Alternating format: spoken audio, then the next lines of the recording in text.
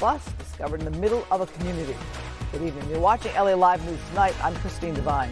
Thanks for joining us. I'm Laura Diaz. The LAPD is calling it a massive cache of fireworks, boxes and boxes of fireworks that are illegal within the city limits. Sheer amount of dangerous explosives forced dozens of nearby residents to be temporarily evacuated from their homes. Fox 11's Rachel Aragon reports. It would concern me. I'm a mother of 2 children. Residents in South Los Angeles breathing a sigh of relief after police discovered over $150,000 worth of consumer fireworks stashed inside a home off East 85th Street. It affects this community. If everything would have exploded, it would have affected a lot of people that live down this block. Authorities discovered the massive cache of fireworks at the South LA home while in the process of serving a search warrant related to a domestic violence incident involving a firearm. Every room was filled with boxes and boxes of fireworks.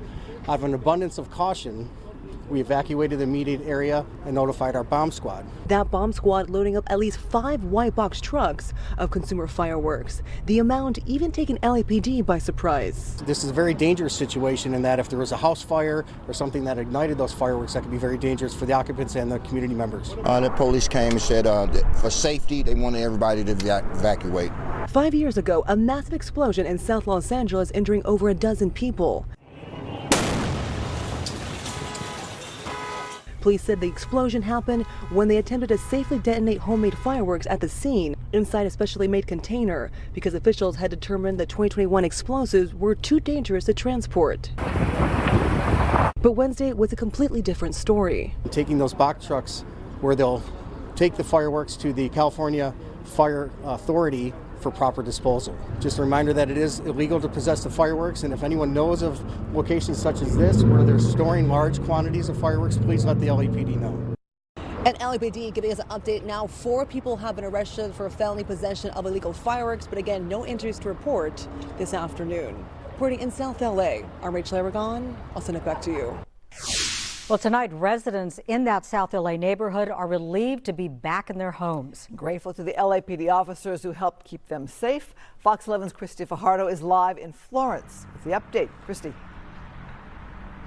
Yeah, though, as you can imagine, the discovery of illegal fireworks in South LA and also those temporary evacuations immediately brought up memories of that explosion back in 2021. The deputy police chief that was at the scene says he was not part of the response 5 years ago, so he couldn't really elaborate on what lessons have been learned, but we can tell you that the outcome and the response today was much different.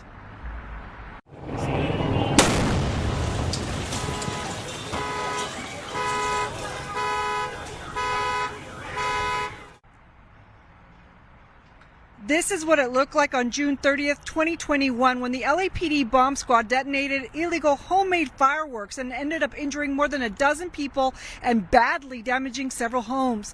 The LAPD said at the time the illegal fireworks were leaking material and were just too unstable to transport. So the bomb squad decided to detonate them at the scene with a containment vessel, but miscalculated and overloaded it. Today, that block of 27th Street is still not the same. There are just foundations on some lots. One person who didn't want to go on camera tells us she was out of her home for years, only to learn costs had risen in those years and the settlement money wasn't enough to complete all the work. She says also that building permits have been very slow in coming. Today, though, a much different scene and much different approach. The bomb squad loaded the fireworks onto trucks. The deputy chief at the scene said the fireworks this time around were stable. These are consumer grade fireworks, not commercial grade, the kind that you may see on certain towns and cities throughout the area may have, they were allowed to have fireworks to sell those type of fireworks, but they are dangerous. He said they are dangerous because if there was a spark or a fire, you can imagine what would happen to all of those fireworks. The fireworks today were loaded onto trucks and were taken to the California Fire Authority for proper disposal. Live in South LA, Christy Fajardo, Fox 11 News. All right, Christy. At least those people are getting some answers. Thank you so much. In Orange County, thousands of Garden Grove residents continue to head home tonight. This after days of evacuations caused by that chemical tank scare. Among those returning, a family of 7 been living out of a van. Fox 11's Christina Gonzalez has more. Feels good to be in your own bed. And, You may remember the family of 7 living out of their van parked outside a Red Cross shelter during the evacuations. This is our van. We appreciate everything Red Cross did and for all of you guys hearing our stories and putting our situation out there for others to hear. Oh, well, last night they lifted it, so we had already had a hotel room. So we canceled it because somebody else paid for it. I didn't want them to spend their money. They are among the thousands back home in Garden Grove and Stanton, where the only closure remaining centers on the street in front of GKN Aerospace. Cut off yellow tape flutters in neighborhoods around it where something as simple as a Home Depot run is really appreciated. It feels good? It feels good. It feels good to be back to normal, although it was a nightmare. It was a nightmare. I have a 90-year-old grandmother and 4 dogs, so, that was really, really tough. People shopping, getting their haircuts. Nothing says back to normal more than a mani-pedi or the mail person delivering on the same street where someone else is walking their dog, even helping a driver stranded with a bad tire. How do you feel about being back in school? Good. Or children back to Wakeham Elementary on what turned out to be their last day of the school year. Hey, you're happy. How about you? How does it feel? Good. Now we understand how people feel when they away from, they have to evacuate. Now we know the feeling. Are you concerned still now, even though you're back home? Yes, I do feel a little concerning. Some people concerned because it's pretty windy, but I can tell you AQMD still has all the air monitors in the area around the site, and the readings are coming in perfectly normal, perfectly safe at this point. In Stanton, I'm Christina Gonzalez, Fox 11 News. Tonight, a disturbing scene at the 3rd Street Promenade in Santa Monica last Sunday. Police say a man stopped his car in traffic, started yelling at a couple. He got out of the vehicle and started chasing them. Well, let's go live to Fox 11's Ed Lascos in Santa Monica with more on that story. Ed? Laura, a chilling attack. It is on cell phone video. It is now under investigation by Santa Monica police as a possible hate crime. It all goes down, though, right in the middle of the holiday weekend, Sunday in broad daylight, a little after 5 o'clock in the afternoon on 3rd and Broadway. And as you know, that's in the very heart of the world-famous 3rd Street Promenade. Let's get to it. To that chilling video we go, cell phone video. Here it is. There's the man, stops his vehicle, and he starts chasing down the couple as they were walking across Broadway. He's yelling at them, acting like crazy, yelling like crazy, yelling genocide and all kind of crazy stuff, beeping out some of the obscenities, and then he walks back to his car, and moments later he comes back at the couple, attacking them with his dog, unleashes his dog. The dog chases the couple, bites the man on the leg. Luckily not a serious injury. Then the attacker grabs his dog, jumps in his car and drives off. He has since been arrested. Unbelievable situation. A lot of the bystanders, you'd hear them on that cell video saying, unbelievable, we can't believe that happened. That's a lot of what we've been hearing. Reaction as this video has gone viral. It's also gone more than viral. It's gone emotional from those who walk and shop the promenade, saying it's, in their words, really gotten bad around here lately. First, though, let's start it off with the sounds, some of the sounds from that chilling video. Watch and listen. You are genocidal, bro! You genocide!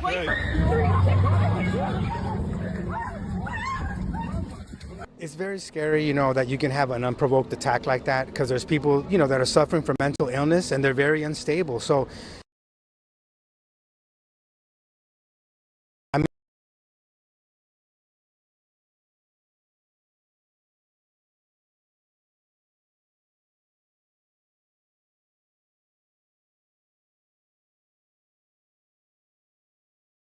It's a thing for us, a routine to just keep our eyes out everywhere we go out now. Now live, something we heard over and over again from a lot of the folks we've been talking to along that 3rd Street Promenade, keeping their eyes open all the time. As for that suspect under arrest, as for his dog, now in the custody of animal control. But police are investigating it here, ladies, looking at it a possible hate crime because the couple attacked feels that they were targeted and attacked simply because they are Jewish. That's main part of the investigation. But police are still looking into it, telling me that their concern is from a lot of the witnesses that the witnesses say this man was yelling at a lot of folks, and then he turned his attention on that couple. So still very much an active investigation, but chilling video, to say the least. Well, Ed, the whole thing is very appalling. I wanted to make sure that I heard you correctly. Did he actually sick his dog on that couple? Sick his dog is one way of saying it. He went back, opened the door, then he came back chasing the couple, and his dog was right behind him, and the dog went off. You know, the dog, any dog will always protect the person he's with, the master. So, yeah, in that sense, that dog lunges at the couple, bites the man, and the lady, as part of the couple, can only watch. And as that video goes on, you could hear her screaming. They just couldn't believe it. Everybody in shock as they were watching that happen. And you say he was yelling at other people as well? Do you know what he was saying? No, I have no idea. Police say that's part of their investigation, saying he was yelling, acting crazy, and then he focused in on that couple as they were walking across, and they, unfortunately, were the target of his ranting and raving crazily. Very scary. All right, Velasquez, thank you.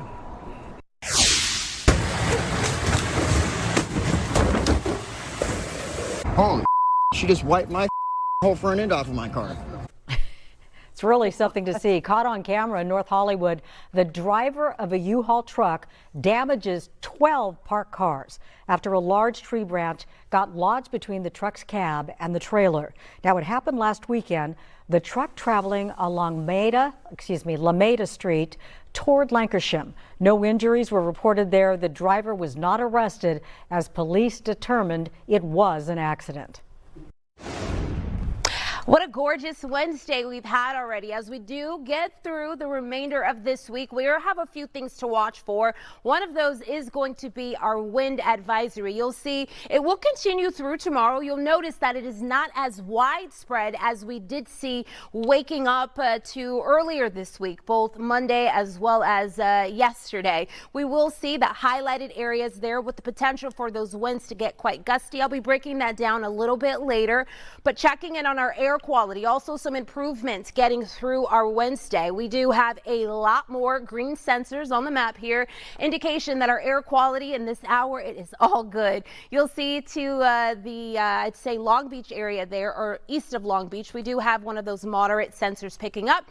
But as we roll into tomorrow, we are looking at similar conditions. We do have the area covered in more of a moderate air quality standing, and then we'll have some of those areas along the coast, including the LA County coastline down towards Long Beach and into portions of Irvine, Orange County, where our air quality is ranging from good to moderate. I will be back with a look at your extended forecast coming up right after this break.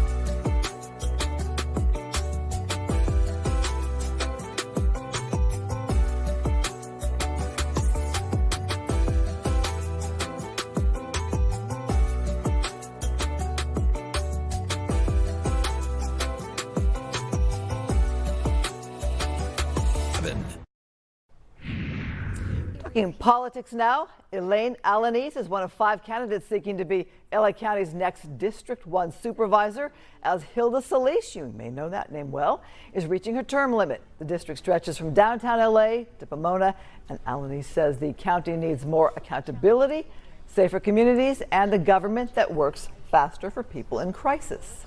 Tonight, she joins us live in studio as we continue to cover the races you decide. Thank you for being here, Ms. Alanis. Thank you for having me. And I was watching, you're quite comfortable on camera. We see in your commercials as you're putting out what you want to do in the district. I think the reason why I'm comfortable is because it's actually happening in real time. So these are things that I'm seeing. I can tell the story.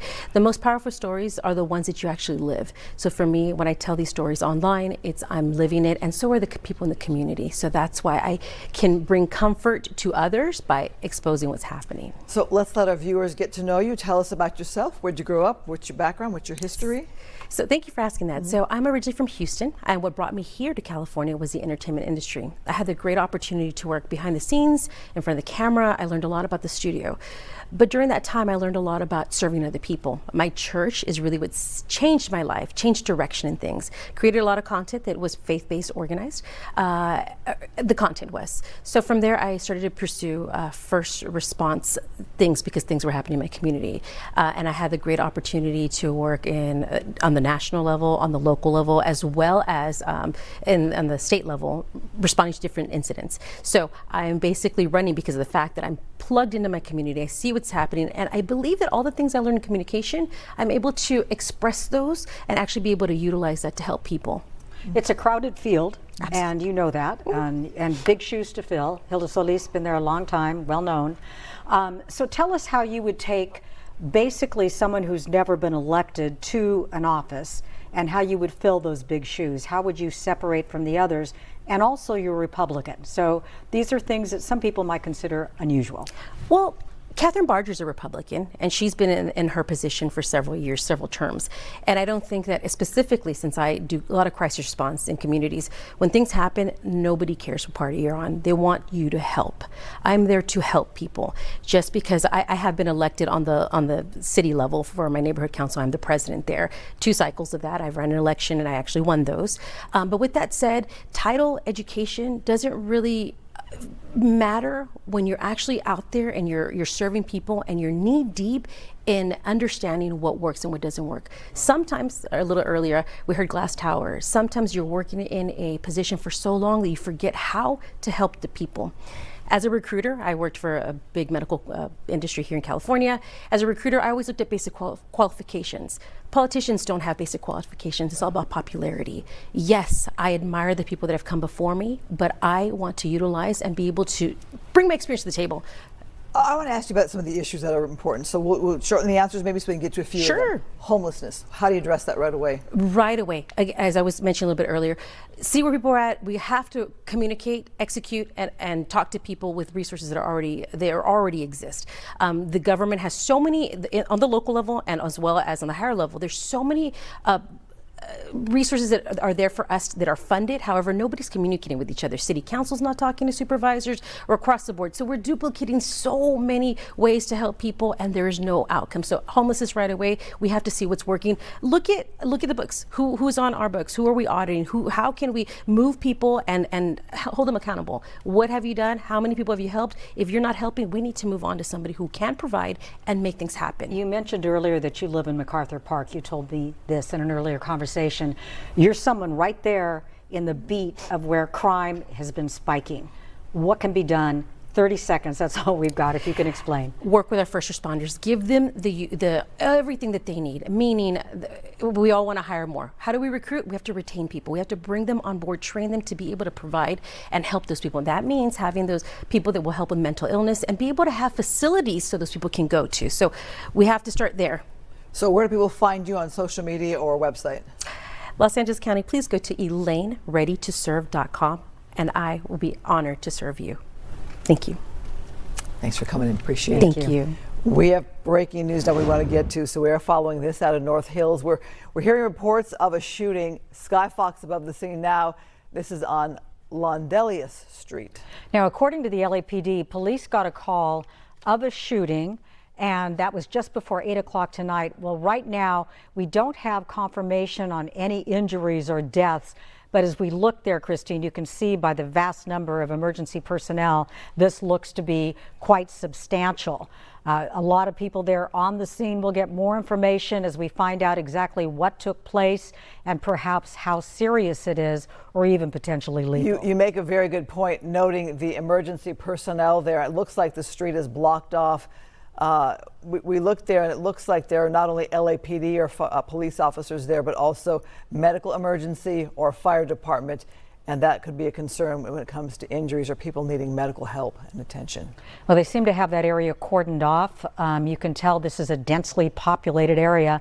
So in an instance like this, they not only have to deal with the situation at hand, but also try to insulate people who live in the area. You might be right next door and you don't even know what happened, or sometimes there's a suspect at large. All of this sort of comes together in one very critical moment.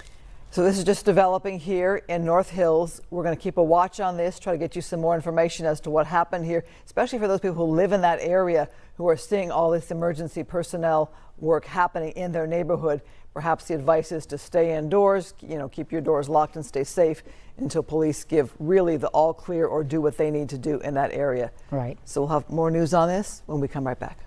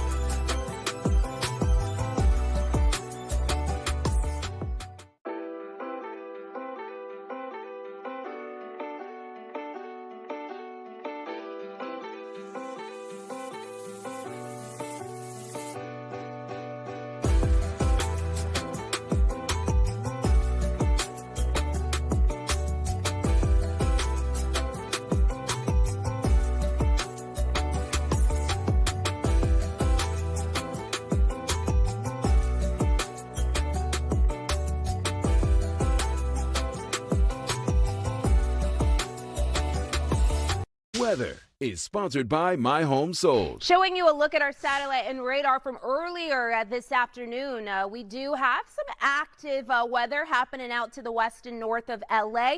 But as you can see, a little bit closer to home, some cloud cover really just taking over the early parts of our afternoon. As we do get through the remainder of this evening and rolling through tomorrow, at the very tip top of our headline is still going to be the chance that we experience some of that drizzle, but also a light shower shower chance. And again, that is expected to continue through at least tomorrow, those chances of that being in the forecast.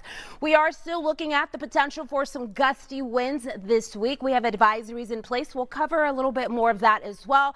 And then we are still looking at our warming trend due to pick up for us as we slide into the end of this week. It will move across our weekend and into the start of next week as well. Now, you'll notice here that our wind advisory, again, not as widespread as what we did see yesterday, but those wind conditions for where that advisory is active, you'll see all of the highlighted beige areas here.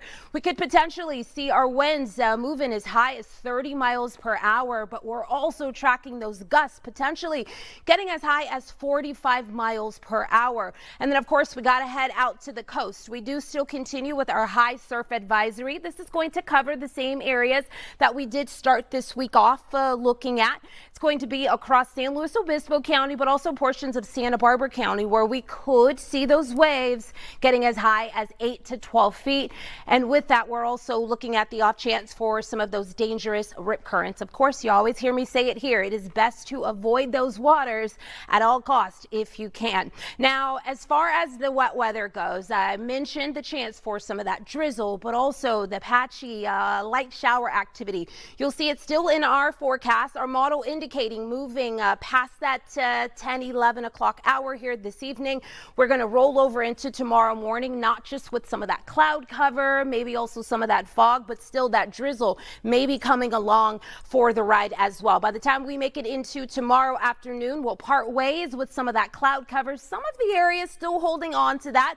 Our models are indicating that we may see some of that stubbornness getting those skies to clear there. But when that sunshine does make an appearance, we are expecting to see temperatures get similar today as we'll see tomorrow. Here's a look at that. Waking up in that 6 o'clock hour for the downtown area.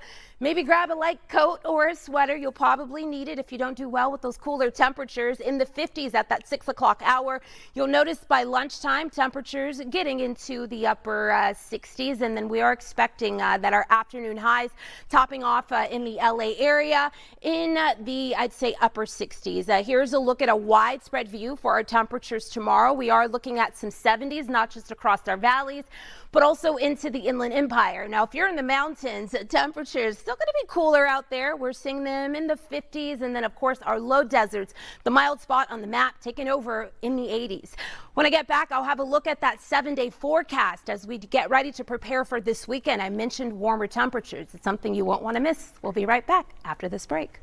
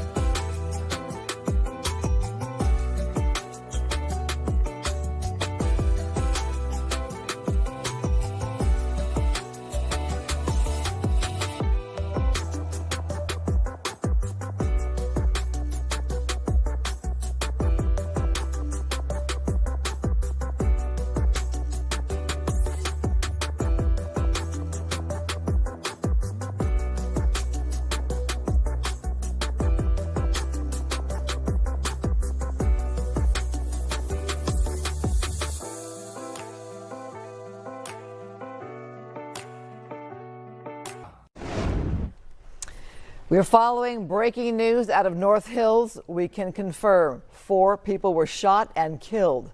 Sky Fox above the scene. Now, this is Landelius Street. Now, according to the LAPD, police got a call of a shooting just before 8 o'clock tonight.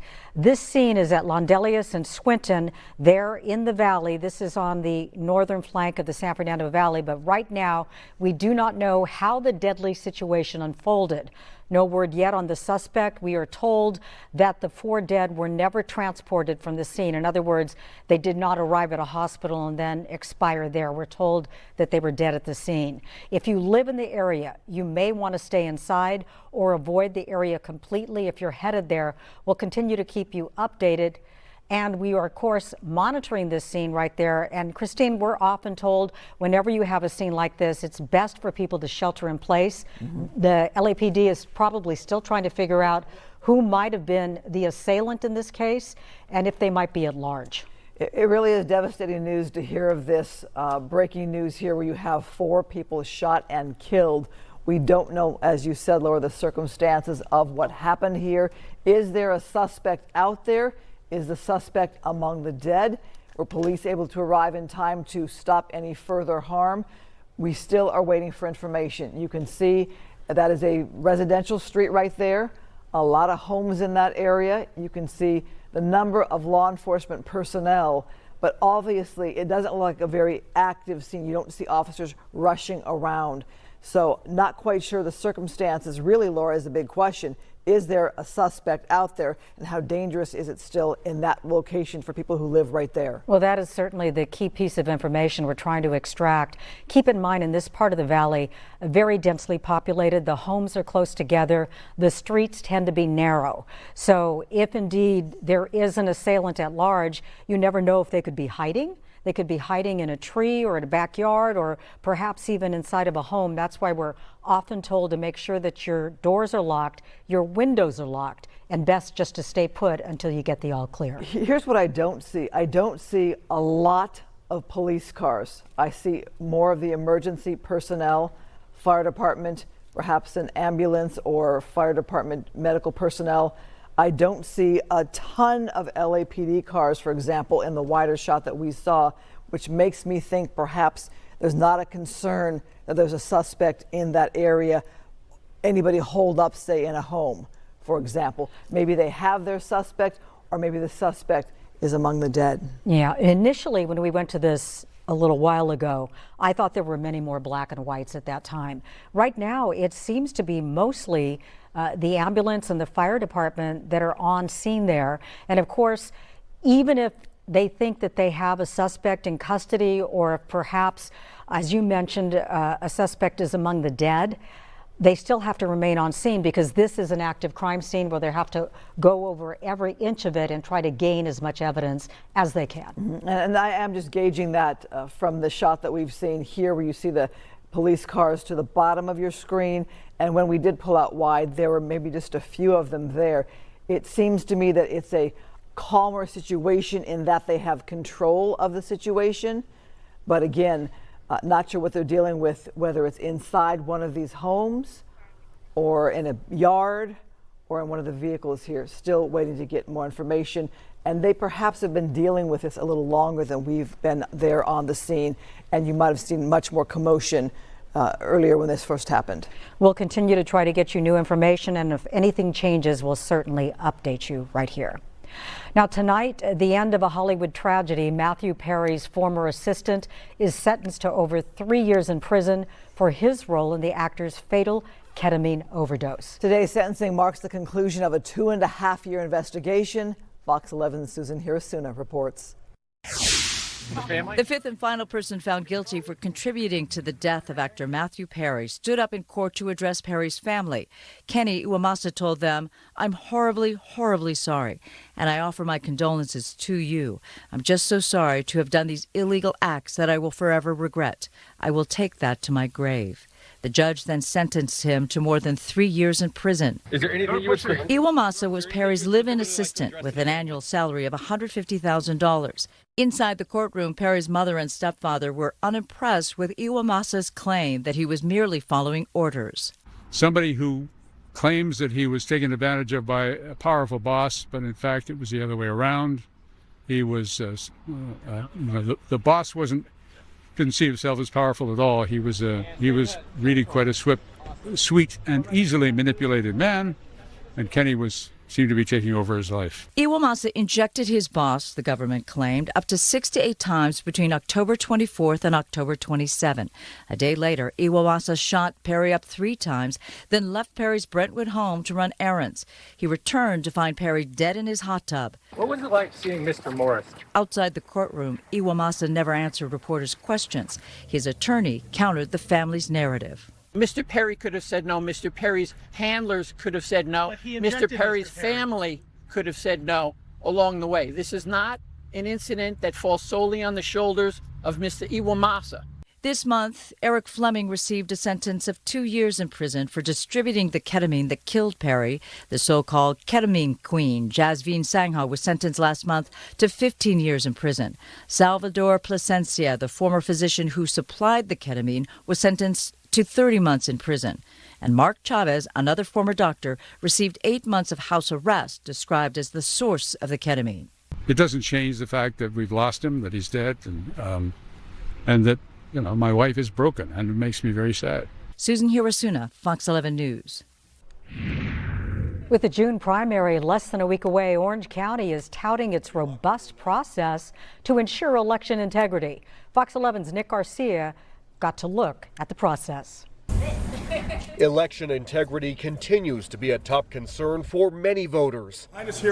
Wednesday, we got a look inside Orange County's election center, where the ballots include Republican Representatives Young Kim and Ken Calvert, who are in a tough race to represent the newly drawn 40th Congressional District. Our tour showed us where the ballots come into the warehouse, how they're scanned, sorted, and extracted, how signatures are verified, and ultimately where ballots are tabulated. Fraud is very rare, and it's stayed rare. So. Orange County Registrar of Voters Bob Page says ballots go through a 125-step process to maintain security. If you cheat, we're going to catch you. We're going to catch you. District Attorney Todd Spitzer says his office works closely with the registrar whenever fraud is suspected. And I'm fairly confident with a high degree of certainty that we have fraud-free elections here in Orange County. He says over the past 8 years, his office has filed 4 voter fraud cases, one of them just last year, when a Costa Mesa woman was charged for registering her dog to vote and casting ballots in multiple elections. She pleaded guilty earlier this year. The registrar also spoke about how allowing voters to cast their ballots at any vote center in the county has helped. I believe it does provide better access to voters, that they can go to any vote center in the county and vote safely and securely. I believe it has added security measures with the use of electronic poll books so that we can more efficiently identify people who try to vote a second ballot. And as you heard the DA there mention, just 4 cases of voter fraud over the last 8 years here in Orange County, and really nationally, the numbers continue to show voter fraud is extremely low. In Santa Ana, I'm Nick Garcia, Fox 11 News. Incredible efforts are in play to tackle a disease that affects nearly 3 million people worldwide. Multiple sclerosis. At least 1 million are affected here in the U.S. MS is an autoimmune disease of the central nervous system and can be a life-changing diagnosis. But there's a drive to find a cause and a cure led by the Race to Erase MS Foundation with its fundraising gala on June 5th. And joining me now is founder Nancy Davis. Congrats on year 33 of the gala. Can you believe 33 years? Amazing. That's a lot of years, but a lot of progress has been made, which is really exciting. Talk about that first. Progress in 2026. There's another FDA-approved drug, the 25th, which is pretty much a miracle. Almost every year lately, we get FDA approval on a different drug. In the beginning, when I was first diagnosed, oh my God, there was nothing. There was nothing. They told you to go home. They said just to go home, and I would never walk again. I would never have an independent life, and it was terrible. terrifying. It was scary. And they said that this was such an impossible disease that there never would be anything. And it just seemed impossible. But we put together a team of arguably the best doctors in the country to work together as a team to have to communicate, not duplicate research. And everybody thought that was a terrible idea, but I loved the idea. I want to talk about that because it's amazing to me that you get doctors from around the country that are already doing their work on MS to share their stories, not to, as you say, duplicate the research and come up with really some cure ideas. You know what? We have ideas. We fund basic science research. We fund it in the very beginning, and then sometimes if it gets to phase 2 and phase 3 study, the big drug company comes in and does the rest of it. But we have these ideas, and these ideas have really translated into finding medications that are completely changing the whole course of this disease. So for somebody diagnosed today versus when I was diagnosed 33 years ago, there's a bright future, and there's so much happening. Well, I should note that you're wearing your orange because that is your color, and you have the gala coming up. Yeah, I'm wearing Legence, by the way, because Legence is doing our fashion show this year, and they're so amazing. They do all these different things that benefit our charity, so we love Legence, and they have the most gorgeous clothes. So it's a fashion show and a gala with a lot of great musicians coming. Who's coming this year? Oh my God, well, we have Snoop Dogg, Snoop Dogg, which is really fun. We have Richie Sambora. We're looking at the amazing carpet. Richie Sambora. It starts off with Dancing with the Stars. It leads into the Legence fashion show. We have Rachel Platten. I'm so excited to see her. I love her song, Fight Song. It's just so indicative of what it's like with MS. Just love her. She's amazing. And it's going to be like a very impactful evening. People learning a lot about MS. We're honoring this most wonderful lady named Naomi Balashnikov. She has MS, and she's handled it in such a brilliant way, and she's really a big advocate for MS. And there's a lot this shot right going here, on. Nancy. I want to interrupt you because I want to talk about this shot right here. These are all of your doctors right there. Right. That have come together. We are funding all these different doctors from all over the country who don't do what they normally would like to do, but they come together to work as a team, and they have to every single month they talk about all the good and the bad research. And when you look at it, it's very hard to get funding on any study, but about 1 out of 10 studies actually really works. So the other 9 studies, it's really important to know what does or doesn't work. You might be testing a new drug, the dose is too high or too low, it has this terrible side effect, or when you combine it with another chemical compound, here's what happens. It's so important that every doctor has that knowledge so that they can all get there so much quicker and not duplicate research. So as we're looking at this, we're seeing a lot of celebrities and a lot of fundraising and a lot of fashion. But what I love is that the very next day you have a forum for people to come and learn about MS and hear from these doctors. Right. It's so free. Everybody should go on June 6th to the hotel, and at 9 o'clock in the morning, you will see the most brilliant doctors. You can ask questions. They will do a wonderful presentation. If you cannot go the next day, you can also access it online. If you go to erasems.org, you can sign up and watch it online and still ask questions that way. And I've been to that, and I've seen the most humble people there who are just soaking up that information. So grateful that you provide this for them. You know, it's so important to go because if you have MS or love of MS, every year it's changing. The information that you knew a couple of years ago is not relevant anymore. There's so much that keeps changing. It's important to go. It's important to ask questions. It's important to hear what is going on so that you have the advantage of taking, your health problem, whatever it is, and making it better. Nancy Davis, thank you. We did just show the information for the gala for those who want to financially support the organization and have a great time as well. Yeah, if anybody wants to come, we'd love to have them. Go on at erasems.org. We also have a fabulous auction right now, and people can access our auction if they go to erasems.org. And we have the most amazing lineup of auction items we've ever seen. It is right there, website erasems.org. Nancy Davis, thanks for coming in. We appreciate it so much. All right, that gala takes place on Friday, on the 5th. We'll be right back.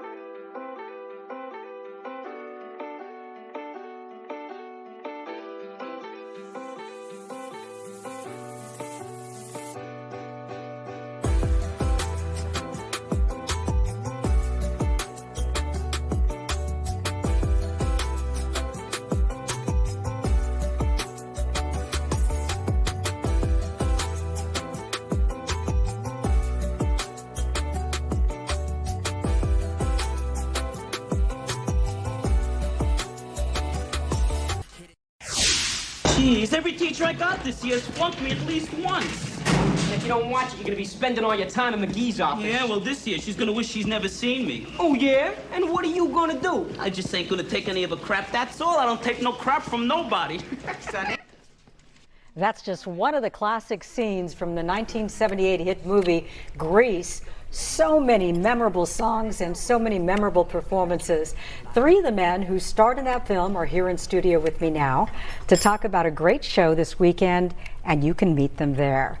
Here's Barry Pearl, Michael Tucci, and Lorenzo Lamas. We're going to talk about Grease, but first, tell us about the Hollywood show happening this weekend. Gentlemen, who wants to dive in first? Well, it's one of the biggest shows in the country. You know, first of all, we're in LA, so you're going to get a lot more actors and actresses and celebrities there than almost anywhere else in the country. Mm-hmm. And the fans just, we mentioned that there's a resurgence of wanting to meet people in movies that were from a different era, right? Yeah. Where movies used to be entertaining and fun, and you used to sit in the theater and just be taken away on a journey. And it's changed. You know, the industry has changed. The films that are being released are different. And I think there's almost a desire to go back in time and have that experience. It's rather escapist in a way. You know? And Grease is going on its 50th anniversary. Yeah, 2 years right? from now it'll be 50 years. So I was just mentioning that I think at the Hollywood show we are not only celebs, but we're fans, because we get to walk around and rub elbows with those people that have had influences, you know, on our careers and in our lives. So it's a very cool experience. Do you ever have a moment of saying, all these years later, people are still so fascinated? Do you think about that and kind of do a head swivel, or does it feel like it should be this way? Well, my theory, and you can, you know, add your idea, I feel that the reason for the success of the film is because of the camaraderie that the viewer sees going on. They love to see people getting along, and like the song says, we go together like Rama Lama Lama Kadinga Dinga, and we still are doing it 48 years later. and doing something when you were then, if you drank a beer, you were a bad person.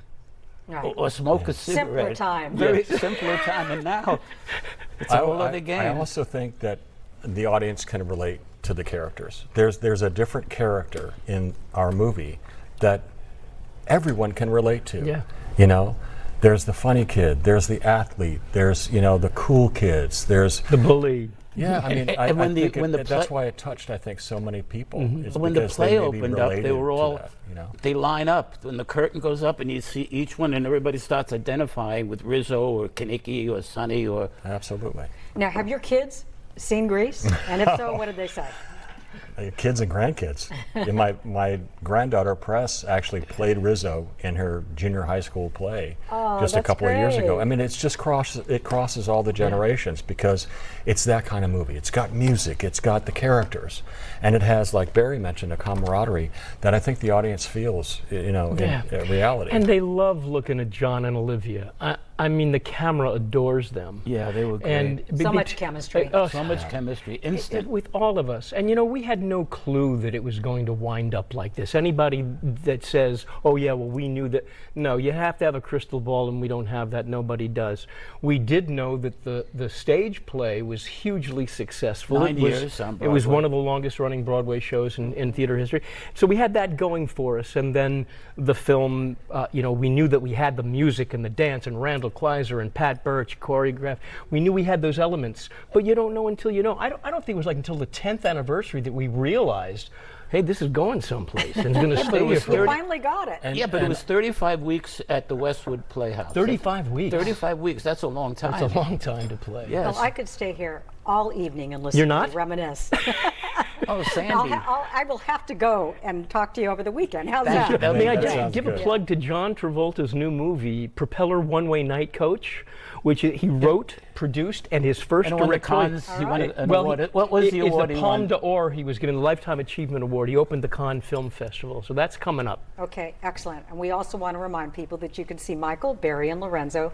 Look on your screen right there. Head to the Hollywood Show, Los Angeles Marriott Burbank Airport Hotel, May 29th, 3 p.m. to 8 p.m., and May 30th, 10 a.m. to 6 p.m. Get tickets at hollywoodshow.com. Thanks. Thank you. Thank you. Charming. We'll be right back.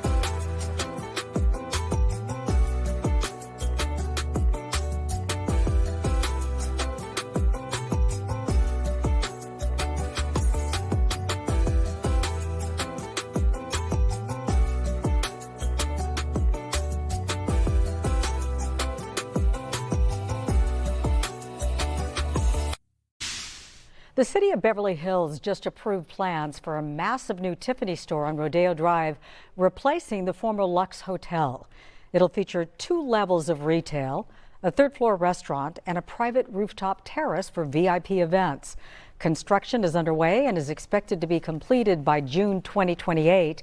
It'll be the 2nd largest Tiffany in America, only behind the 10-store flagship store in Manhattan. Caught on camera, an outrigger canoe team was startled by an enthusiastic sea lion. Wait for it, suddenly jumped, right there, into their canoe during a race in Monterey over the Memorial Day weekend. A witness says during the race, they were startled by a sea lion that apparently wanted to be part of the team. Unfortunately, there are only 6 spots in an outrigger canoe. The team was Outrigger Santa Cruz. Crew members were all smiles in the boat and tickled by a very unique and rare encounter. I think they were very calm. I'm not sure what I would have done. Right? I mean, I want to see it again. So keep that video rolling if we can. Go, row. Yeah, because they never faltered.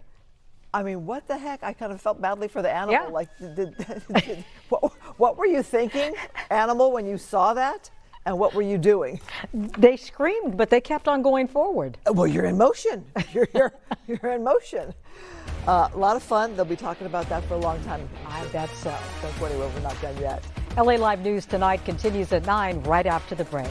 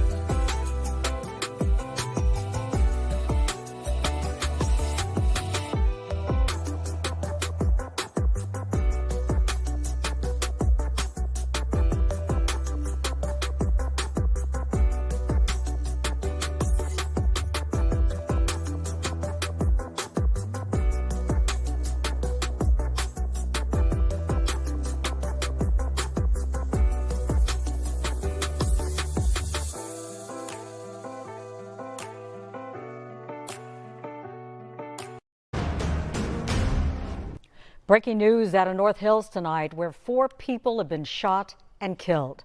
Sky Fox above the scene now on Londelia Street and Swinton Avenue. Police say they got a call about a shooting around 8 o'clock tonight. No word yet on the suspect or what led up to that deadly incident. If you live in the area, you may want to stay inside or avoid the area completely if you're headed there. Fox 11's Christy Fajardo is headed to the scene, and she will give us a live update as soon as possible. New information just coming in right now. I am told that 2 of the victims are adults, 2 are minors. A tragic situation there in North Hills in the northern part of the San Fernando Valley. Much more information to come right here on this scene. Good evening. You're watching LA Live News Tonight. I'm Laura Diaz. Our top story tonight, in addition, some residents in South LA were forced to evacuate today as the bomb squad carefully removed truckloads of illegal fireworks. Fox 11's Rachel Aragon reports on how very dangerous this could have been for neighbors. It would concern me. I'm a mother of 2 children. Residents in South Los Angeles breathing a sigh of relief after police discovered over $150,000 worth of consumer fireworks stashed inside a home off East 85th Street. It affects this community. If everything would have exploded, it would have affected a lot of people that live down this block. Authorities discovered the massive cache of fireworks at the South LA home while in the process of serving a search warrant related to a domestic violence incident involving a firearm. Every room was filled with boxes and boxes of fireworks. Out of an abundance of caution, we evacuated the immediate area and notified our bomb squad. That bomb squad loading up at least 5 white box trucks of consumer fireworks, the amount even taking LAPD by surprise. This is a very dangerous situation in that if there was a house fire or something that ignited those fireworks, that could be very dangerous for the occupants and the community members. The police came and said for safety, they wanted everybody to evacuate. 5 years ago, a massive explosion in South Los Angeles injuring over a dozen people. Police said the explosion happened when they attempted to safely detonate homemade fireworks at the scene inside a specially made container because officials had determined that 2021 explosives were too dangerous to transport. But Wednesday was a completely different story. Taking those box trucks where they'll take the fireworks to the California Fire Authority for proper disposal. Just a reminder that it is illegal to possess the fireworks, and if anyone knows of locations such as this where they're storing large quantities of fireworks, please let the LAPD know. And LAPD giving us an update now. 4 people have been arrested for felony possession of illegal fireworks, but again, no injuries to report this afternoon. Reporting in South LA, I'm Rachel Aragon. I'll send it back to you. And new tonight, police in Santa Ana are asking for your help in finding a woman who was caught on camera slamming food over the counter at a restaurant employee. Now take a look. It happened May 12th. They didn't specify which restaurant, but it appears to be a Chipotle. Police say that she got into an argument with the employee, threw the bowl of food at her chest, and then ran off through the shopping center on West 17th Street. Santa Ana police say the suspect is believed to be between 18 and 25 years old with long, dark hair. And the man accused of killing his wife and dumping her body in the Angeles National Forest pleading not guilty in court today.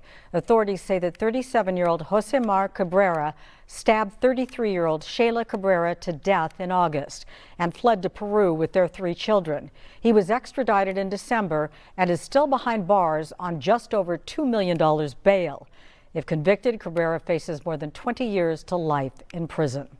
And new tonight, a disturbing scene at the 3rd Street Promenade in Santa Monica last Sunday.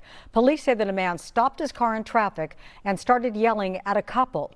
He got out of the vehicle and started chasing them. Let's go live to Fox 11's Ed Lascos, who is in Santa Monica with more on this disturbing story. Ed? Laura, disturbing, chaotic, violent attack as it goes down. A crazy situation that is now under investigation by Santa Monica police as a possible hate crime. You have this guy acting crazy, yelling like crazy, targeting a couple as they walk across the street, threatening them with a baseball bat, running after them, and then, Laura, as you would say, sicking his dog on the couple. Unbelievable. Most of it caught on cell phone video. Watch it. She's screaming and running for her very life. The attack unprovoked and under investigation starts with this man acting crazy and yelling like crazy. You are genocidal, bro.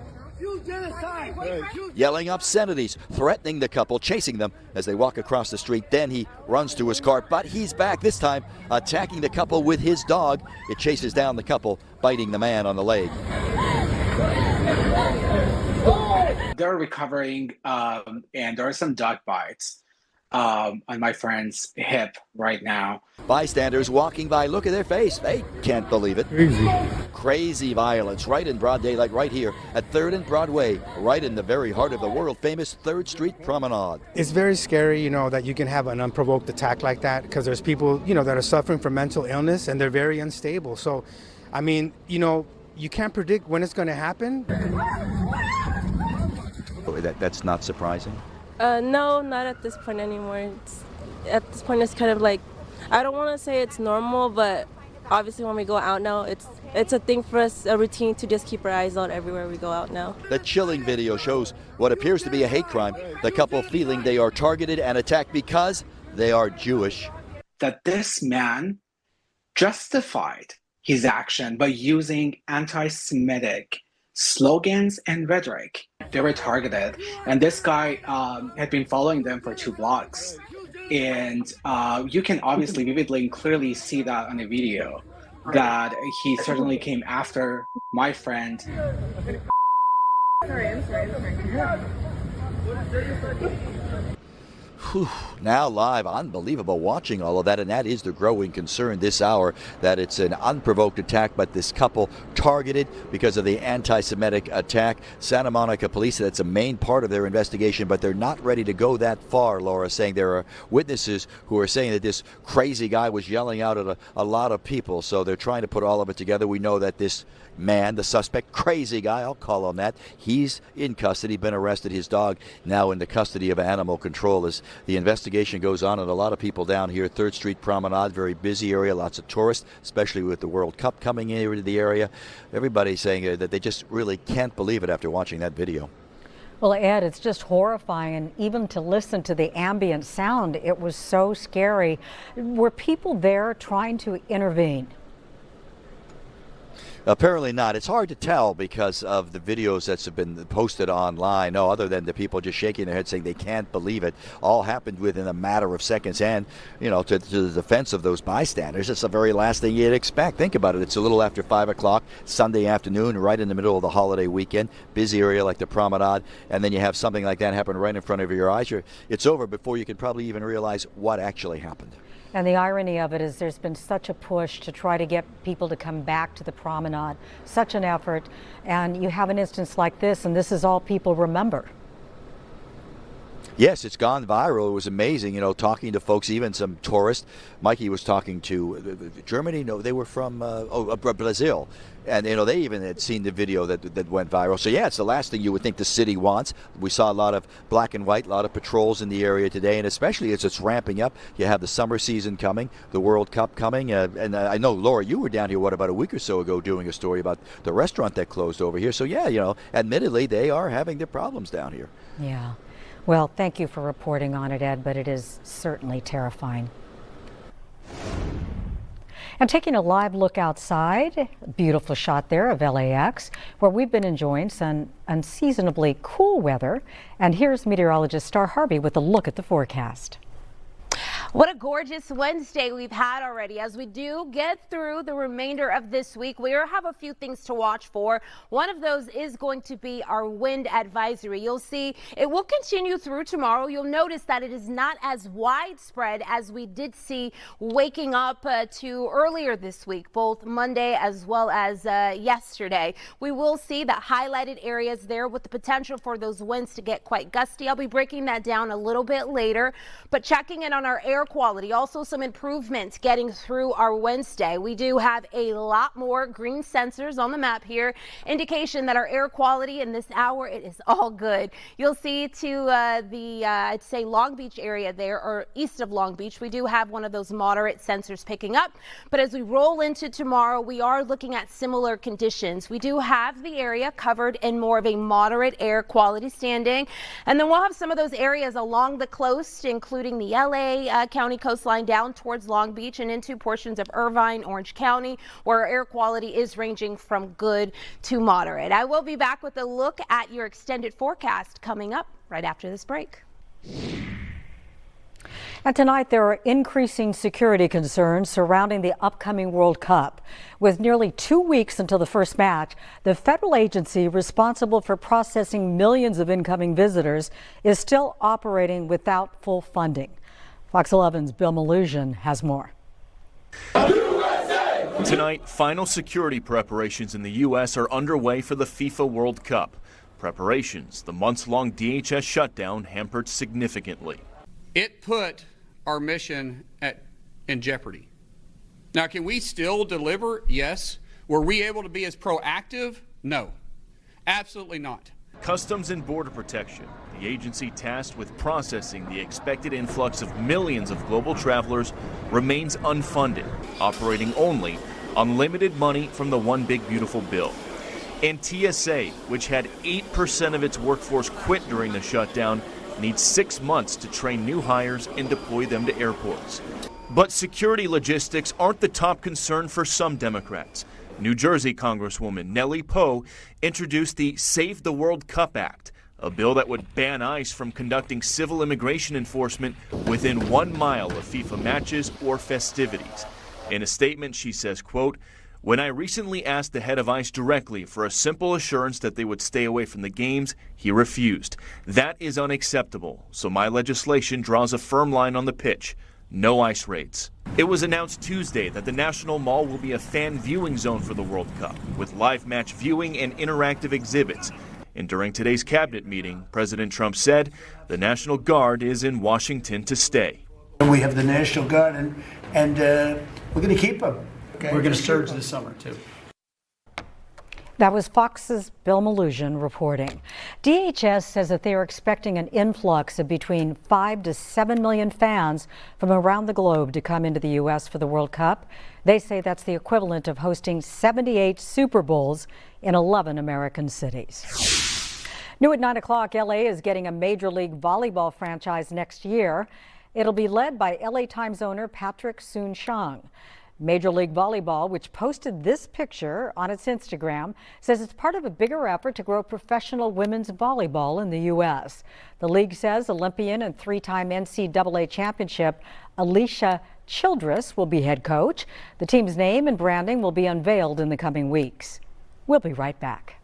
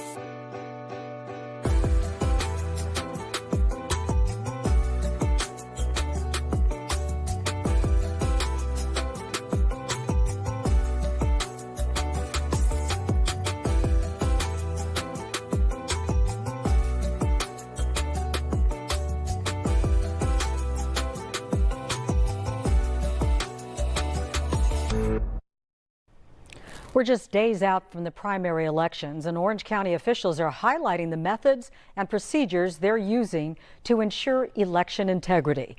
Fox 11's Nick Garcia gives us a closer look. Election integrity continues to be a top concern for many voters.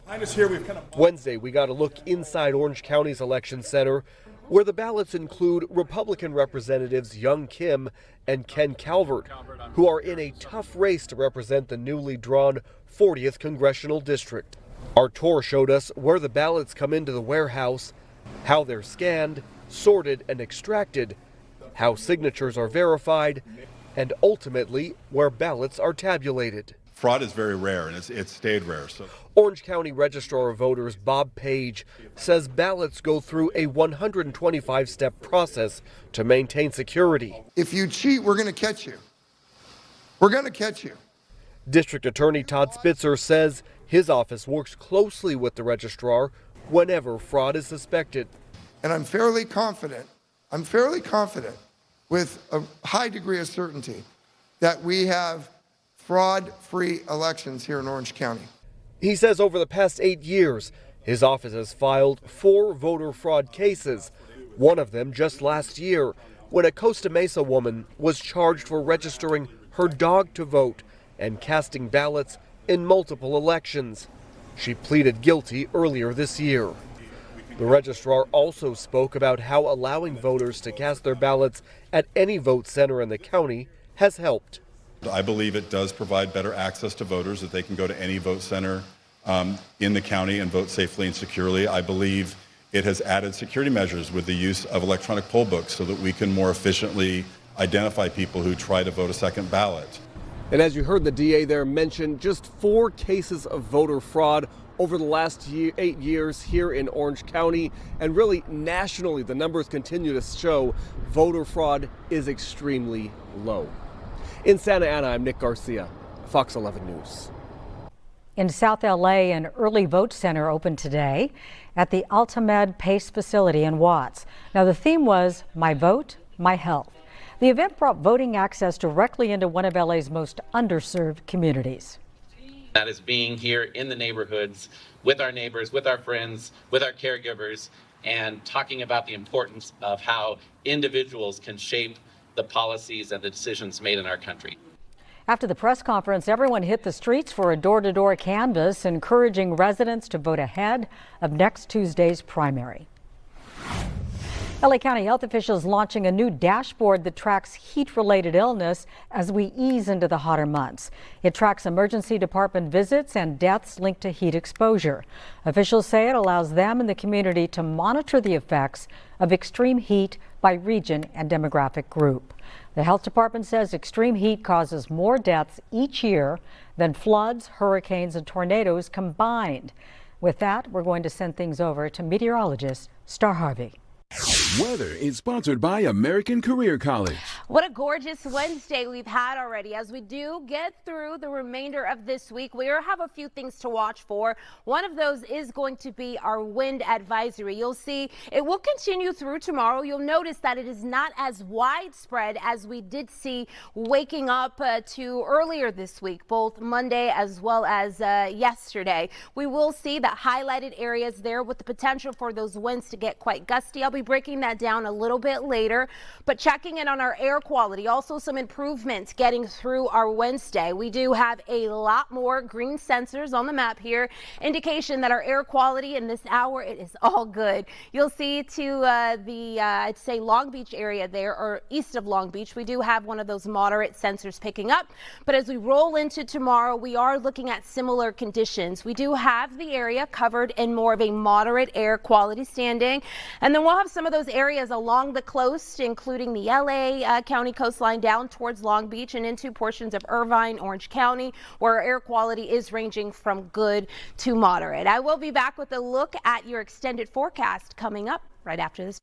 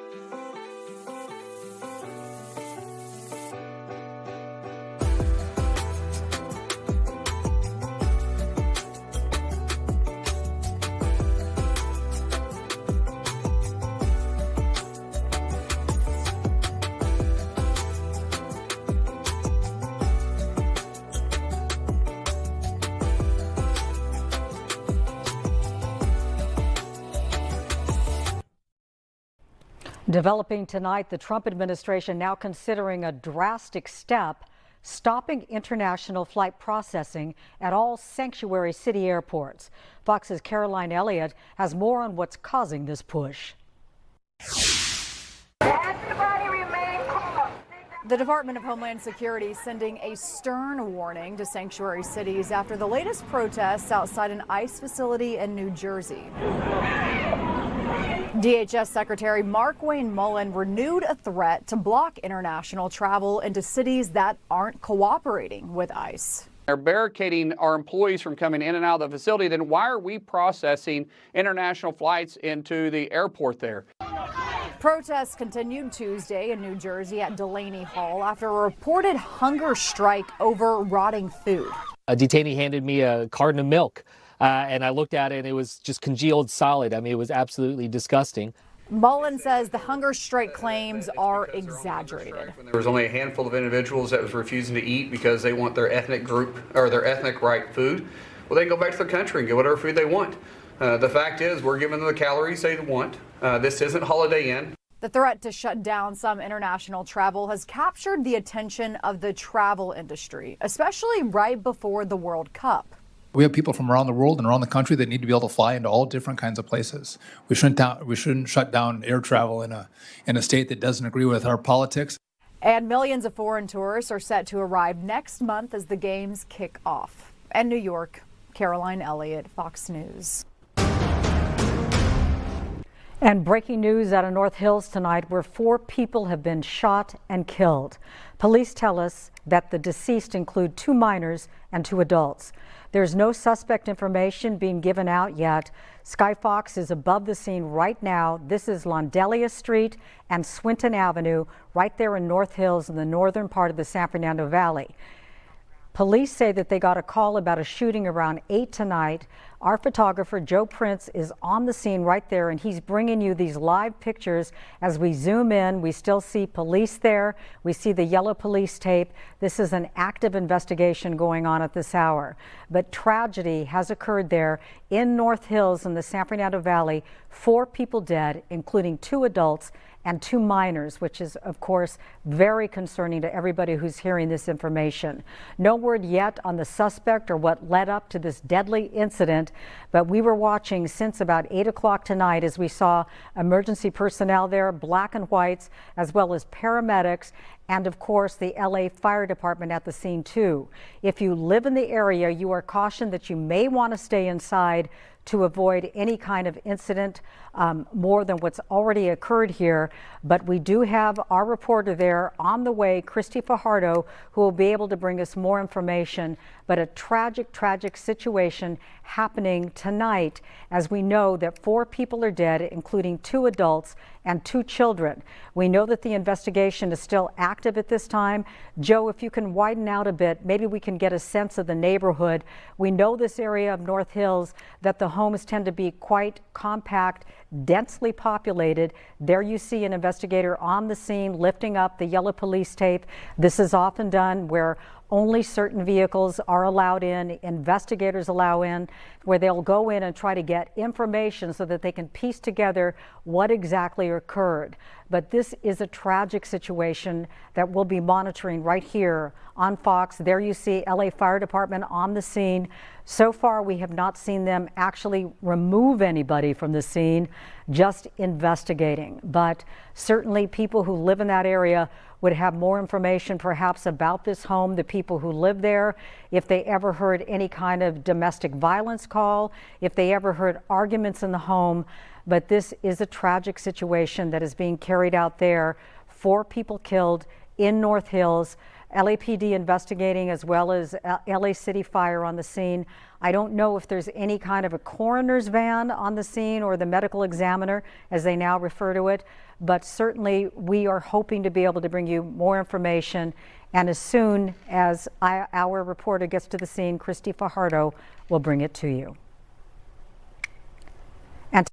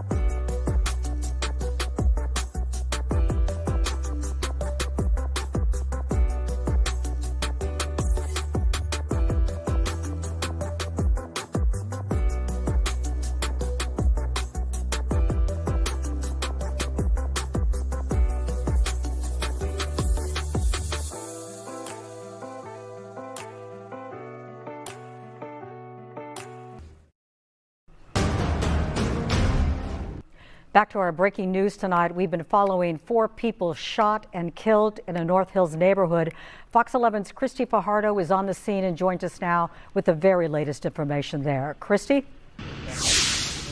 Yeah, Laura, it is a heartbreaking scene. A short while ago, a woman arrived. She went through the crime tape, and then we could hear her wailing. A gurney was taken in just a short while ago. We believe it was for that woman who was overcome with grief. But I want to get out of the way and show you. This is the scene here in the 16,200 block of Londelius here in North Hills. We also have video from Skyfox that can show you that police have surrounded this neighborhood, and we're not sure which house it is at this point, but we know that 4 people were shot to death inside one of these homes. We're told by the LAPD that it was 2 adults and 2 children. The LAPD is not giving any more information than that, but does say they are not searching for a suspect. Now back out here live, we are expecting to get an update from the LAPD here at the scene, and when we get that information, we will of course bring it to you.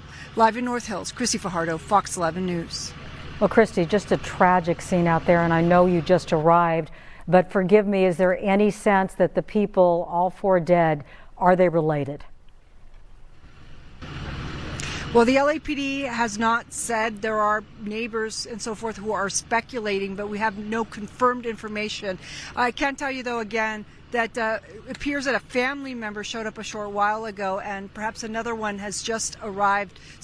People coming to the scene. That woman, as I mentioned, went through the crime tape. Police tried to stop her, then we heard her wailing. We've all been at scenes like that where the horrific screams that come out after someone learns that their loved one is dead. The people in the neighborhood, are they able to paint a picture for you? We started learning about this at about 8 o'clock tonight. What are neighbors just saying in general about the crime scene? Well, shocked, and they're saddened to learn that it was 2 adults and 2 children. Some people have ideas about who it might be, but we, of course, have not confirmed anything, so we're not sharing that at this time. All right.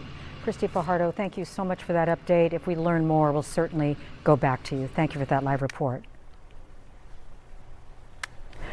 The other story, of course, tonight, the end of a Hollywood tragedy. Matthew Perry's former assistant is sentenced to over 3 years in prison for his role in the actor's fatal ketamine overdose. Today's sentencing marks the conclusion of a 2.5-year investigation. Fox 11's Susan Hirasuna reports.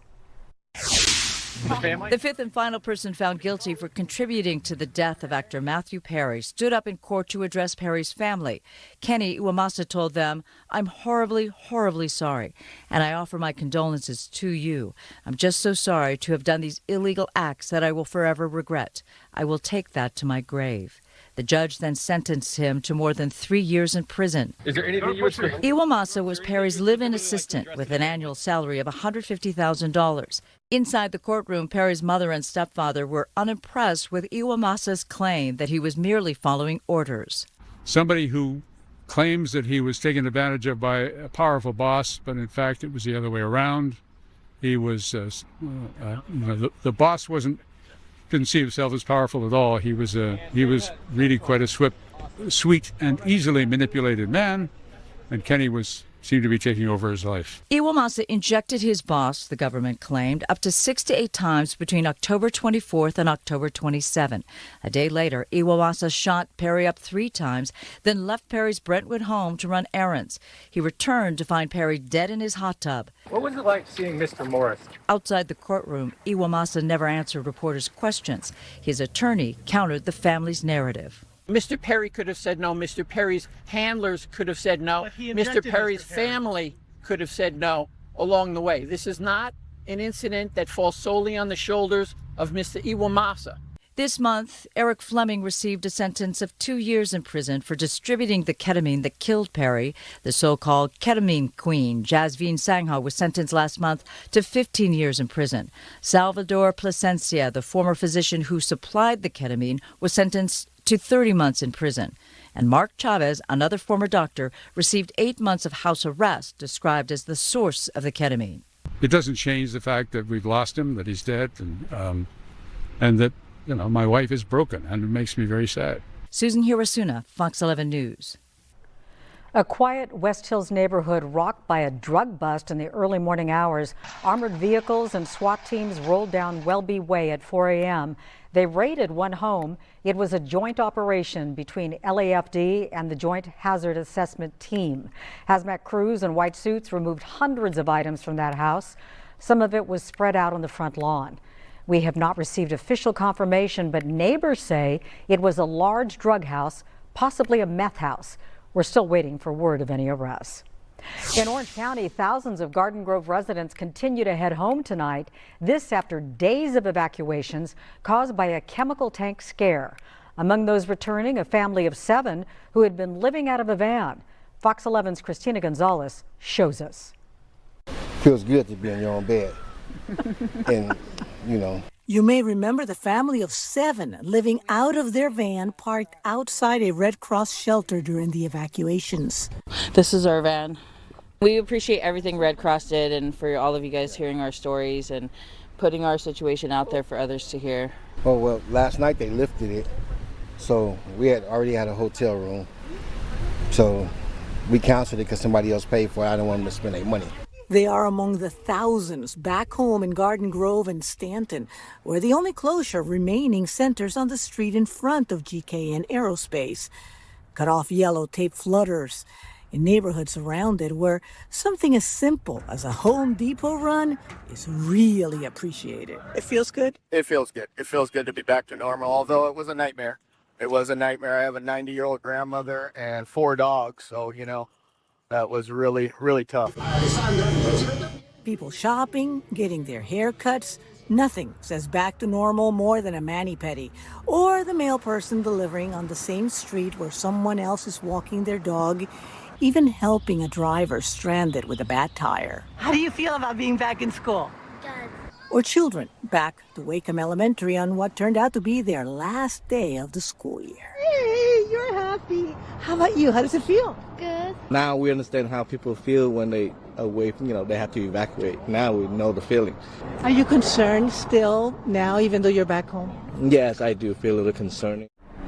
Some people concerned because it's pretty windy, but I can tell you AQMD still has all the air monitors in the area around the site, and the readings are coming in perfectly normal, perfectly safe at this point. In Stanton, I'm Christina Gonzalez, Fox 11 News. Mammoth Mountain is extending its season again. They plan to keep lifts running through Sunday, June 7th, as long as conditions allow. Now, with cold temps and fresh snow in the forecast, it's a great time to take advantage of spring deals, including skiing, biking, and even golfing all in one day. Now, here's meteorologist Star Harvey with a look at the forecast.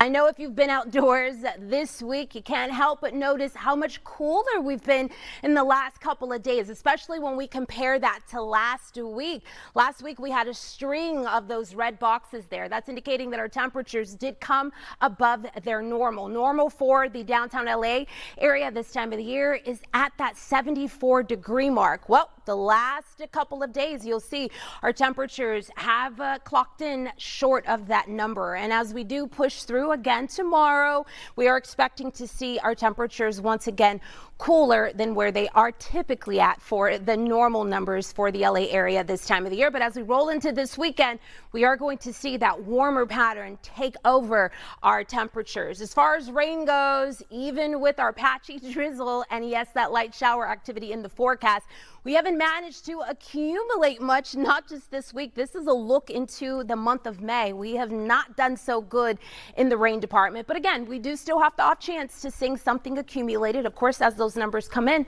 we'll make sure to get them out to you. Temperatures for the LA area today hit the upper 60s. Normally, we're at 74. I just talked a lot about that. And again, as we do slide into tomorrow, we are expecting that our temperatures will be slightly similar to how they did unfold today. The reason being is we've been keeping our eyes peeled back to the north of us. We've had this system, you see it right here on our map, just pretty much, I'd say juggling back and forth off to the north, and it's been trying its best to really influence our weather pattern, bringing in that coolness, but it will make its exit as we do push into the ending of this week and of course this weekend as well, and that is what is going to allow for that warm up to go ahead and take place across the area. As far as tonight goes, just look for some of those clouds, the possibility of some of that patchy drizzle making its way in. Most of that hanging off, again, you've seen that map from earlier, areas north and west of LA, but can't rule it out of our mountains and also our foothills. Otherwise, our lows going for their normal, most of us landing in the low to upper 50s. Here's a screenshot at how excellent we're expecting to see our temperatures tomorrow. If you enjoyed today, we're going to get much more of that pushing into our Thursday. And of course, our 7-day forecast. I keep raving about our warm up. I promise you it's headed this way. We'll be in the 60s for tomorrow, and then our temperatures begin to trend warmer as early as Friday. And then by this weekend, if you're in the LA area, expect to feel those temps in the mid to upper 70s. And as we do begin to start next week, we'll get a dose of those 80-degree temperatures back on the map. If you're along the coast for tomorrow as well as Friday, temperatures finishing out in the upper 60s, and then as this weekend approaches, we'll be sliding into the low 70s, so a little bit of an uptick there for our temperatures. And for the valleys in the Inland Empire, temperatures are expected to touch the 70s, not just for tomorrow, but also for Friday and this weekend and moving into next week. If you don't already have those outdoor plans, it's not a bad idea to go ahead and make them, especially if you enjoy the warmth. We're shooting for temps this weekend in the mid to upper 80s, and then next week, we're flirting with the week starting with those temperatures touching the 90-degree mark. We'll be right back after this break.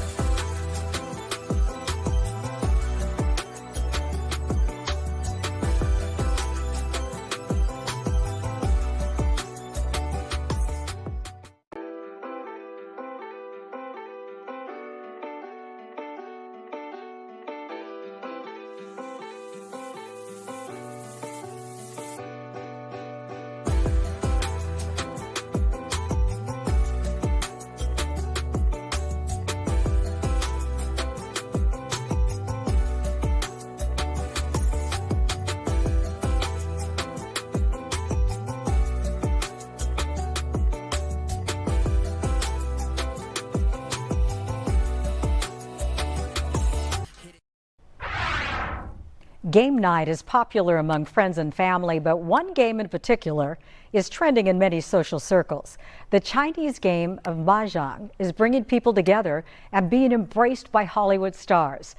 Fox 11's Sandra Endo shares how this centuries-old game continues to thrive. The unique clickety-clackety sounds of shuffling. And now we're going to build the walls. So it's a fast-paced, strategic game of luck and strategy. The Chinese game of Mahjong has been around since the 1800s, with different versions adopted around the world.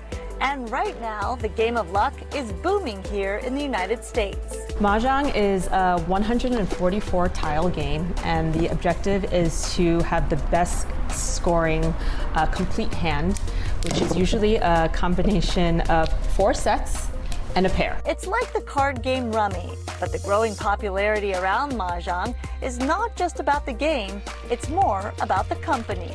It's people wanting community and connection, wanting that place to come meet new people. It's definitely a way to bring good people together, to get the latest gossip, and also to catch up with your family and friends. And it's always a good time. People love playing into the night. Even the Hollywood elite are adopting the game, adding to its allure. Create order out of chaos based on random drawing of tiles. Wow. That's deep. That is deep. Yeah. A-listers like Julia Roberts, Jamie Lee Curtis, and Jennifer Gardner are set to pull up a seat at the table to play. Jennifer Kong created Ruby Dragon Mahjong to make sure the cultural tradition of the game carries on. I'm really happy this has caught on so quickly and that people find comfort in learning amongst friends and family, because for us to play it in our homes, it's very nostalgic, but to share it with others, that's what gives me joy. We need to preserve culture and share this tradition with others. Otherwise, the traditions of the different styles of playing will just end up dying, or other people will take over the narrative and control how this game is supposed to be played, and I would hate to see the culture get erased through that. Mahjong, which means the word sparrow in Chinese, is the spark. The sparrow, a good luck symbol. And the game is not only fun, but you can make fast friends in no time. Yes! So now you can see your set. Yes! That's so great. Look at the winning sequence. Yes, so right 1, 2, 3, 4, and your pair. And you also have your bonus point here. So oh my God! Yeah. And just like the bird it's named after, the game of Mahjong is thriving, keeping social connection alive through generations. Years I was doing this, Looks I'm like going fun. through the same stuff that you're going through now. Well, that was Sandra Ender reporting. A new documentary takes us behind the scenes in the quest to uncover the truth about UFOs. Sleeping Dog is the name of the film. It chronicles the backstory of investigative journalist Jeremy Corbell. Director Michael Lazowski sat down with Marla Tejas on our Fox Local stream. Why was this important for you to make this film? Sure, yeah. So, well, thank you for the intro. And, I was a producer on, or I am the producer on Weaponized, which is the podcast that Jeremy Corbell and journalist George Knapp host. And I noticed that when the cameras turned off, the really good conversations began. And that's a podcast around the topic. They bring on whistleblowers. They release imagery associated with UFOs. But I really thought that, and I saw that what they're reporting on is only the tip of the iceberg. There's a lot more that goes on in their daily life. And it's dangerous to bring this stuff out, and I wanted to show some of that in the film. When you say it's dangerous to bring this stuff out, I was struck by the fact I've known Jeremy for several years, and interviewed him several times here on Fox 11 as he does his investigating into UFOs, UAPs. I didn't realize that he faces death threats on a daily basis. Can you talk more about that? Yeah, intel agencies actually also are engaging with him every single day, hours at a time. These are people on a payroll, taxpayer funded. There are wars happening. I mean, that was a huge turning point for me when I realized how interested our government is that they are tasking intel agents to be engaging with Jeremy every single day, trying to manipulate his reporting, telling him what he can and cannot say. So for me, that was eye-opening and absolutely shocking. And for people, and this is featured in Sleeping Dog, for people who are not familiar, he was there on Capitol Hill during important testimony, and that's a part of this as well. Oh, totally. And a lot of people don't know this. Jeremy and George are actually the ones that are briefing Congress on this topic. They provided, everyone was talking about the 46 videos, like UFO files. Jeremy and George provided those to Congress to try to get out from the federal government. So they have really been the force that has been pushing this stuff out. When you're talking about the 46 videos, you're referring to the recent drops that we've seen. They've been released in batches so far. We've Correct. had 2 drops. How coincidental is it that Sleeping Dog, your movie, is being released as the government drops these UFO files? Yeah, and I've seen that, and I think the majority of people, sadly, are reporting it wrong. So here's the thing, Sleeping Dog released some of those videos, right? That provoked a government release. But some of the videos that were released, the two big ones are the instantaneous acceleration and the disc through clouds. That's what everyone's talking about. Jeremy and George, the government didn't release that. The Pentagon didn't. It's not Trump. That was Jeremy and George, independent journalists. They released that months ago, right? So it provoked, I mean, it's great that the government officially acknowledged that those are real videos, but it was really independent journalists that have been pushing and provoking this to come out. What is the hope that comes from Sleeping Dog? When someone views your film, what do you want them to get out of it? There's a lot. I mean, you know, I think there's a lot of misconceptions about who Jeremy is and George and their reporting. They're doing this. Jeremy's driven directly by passion. He is a passionate guy, and he's just a normal guy. You know, he's and you can see it in the movie. Like, you know, he is not. You know, he says it himself. He's not qualified to be doing this, but he is passionate, and he's found himself in some very interesting places. But I think more so than that, for the overall topic, there's a lot in the movie when watching the film to watch closely that we hope will provoke certain disclosures from government. We've seeded a lot of things in there, names and so forth of programs. Does Jeremy feel satisfaction on how reporting is now done by mainstream media outlets, including, for instance, a Fox 11, and how they're handling the UFO file drops and or investigative journalist Jeremy Corbell? Yeah, I think it's amazing that, and I'm sure they believe this too, it's amazing everyone's talking about it. It's definitely good to have this conversation.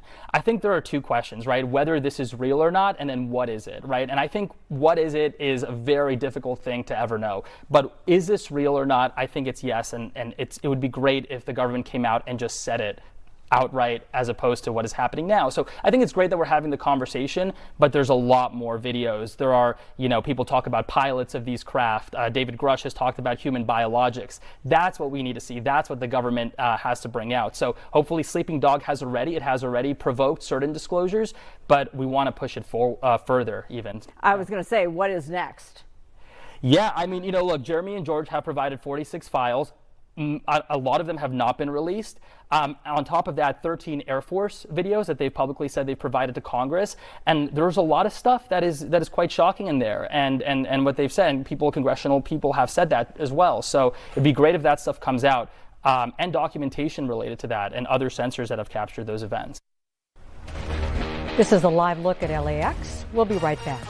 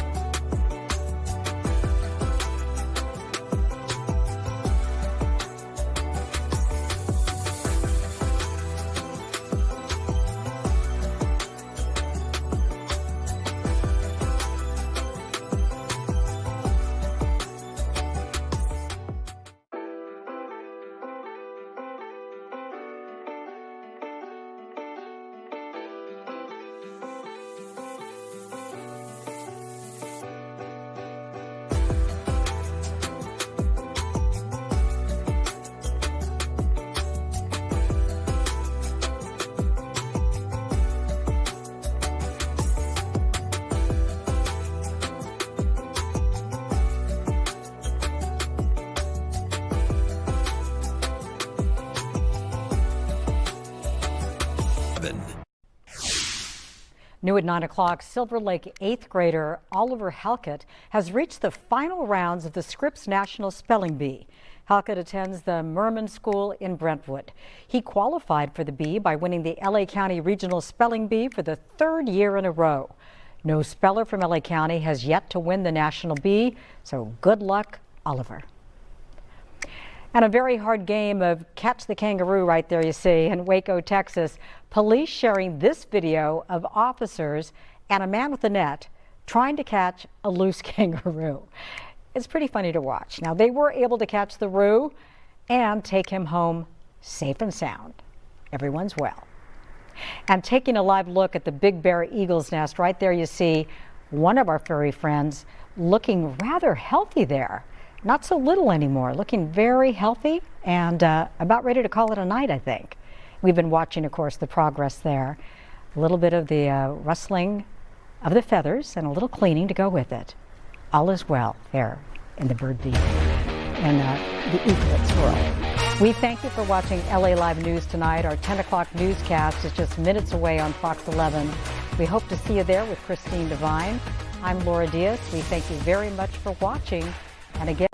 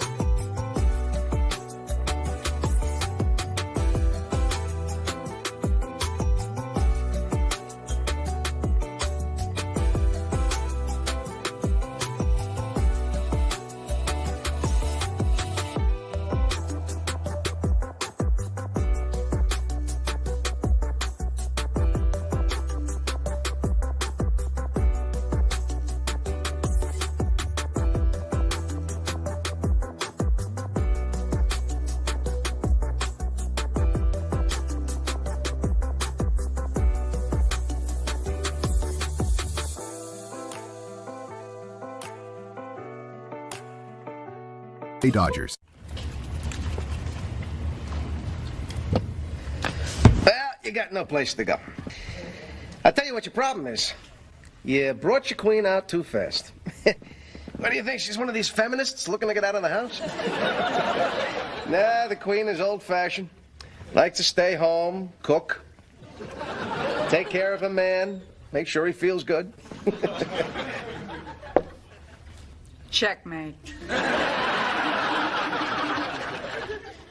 I don't think we should see each other anymore. Itch, itch, scratch, must not itch. Stop the itch sanity with Cortisone 10 for bug bites, poison ivy, and other itches. It works fast and lasts for hours. Cortisone 10. And for itch relief that cools on contact, try our new bug bite relief stick today.